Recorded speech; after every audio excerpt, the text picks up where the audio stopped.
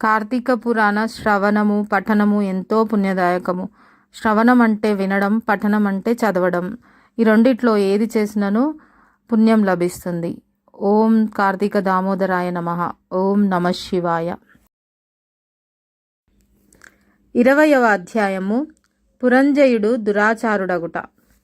జనక మహారాజు చాతుర్మాస్య వ్రత ప్రభావము వినిన పిమ్మట వశిష్ఠునితో, గురువర్య, కార్తీక మాస మహత్యమును ఇంకనూ వినవలయుడనడి కోరిక కలుగుచున్నది.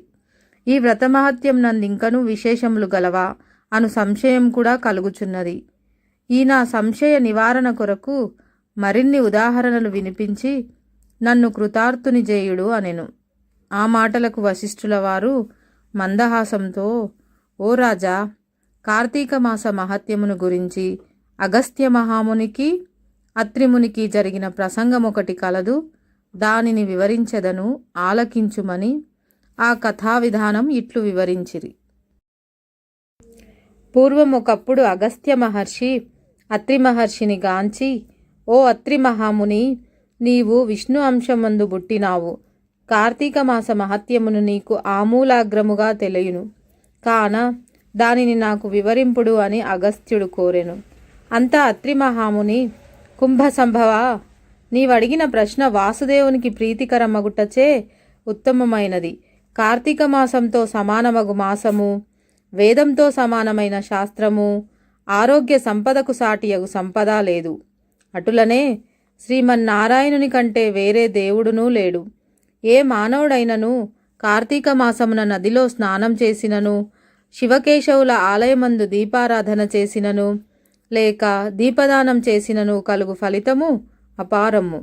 ఇందుకొక ఇతిహాసము వినుము.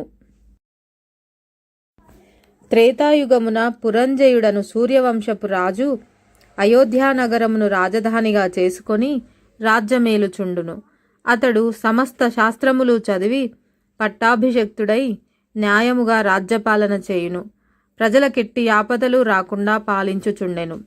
అట్లుండా కొంతకాలమునకు పురంజయుడు అమిత ధనాశ చేతను, రాజ్యాధికార గర్వం చేతను జ్ఞానహీనుడై, దుష్టబుద్ధి గలవాడై, దయాదాక్షిణ్యములు లేక దేవబ్రాహ్మణ మాన్యములు లాగుకొని పరమలోభి అయి చోరులను చేరదీసి వారిచే దొంగతనములు దోపిడీలు చేయించుచు దొంగలు కొల్లగొట్టుకొని వచ్చిన ధనంలో సగం వాటా తీసుకొని ప్రజలను భీతావహులను చేయుచుండెను. ఇటుల కొంతకాలం జరగగా అతని దాస్యములు నలుదిక్కులా వ్యాపించెను. ఈ వార్త కాంభోజ, టెంకన, కొంకణ, కళింగాది రాజుల చెవినబడినది.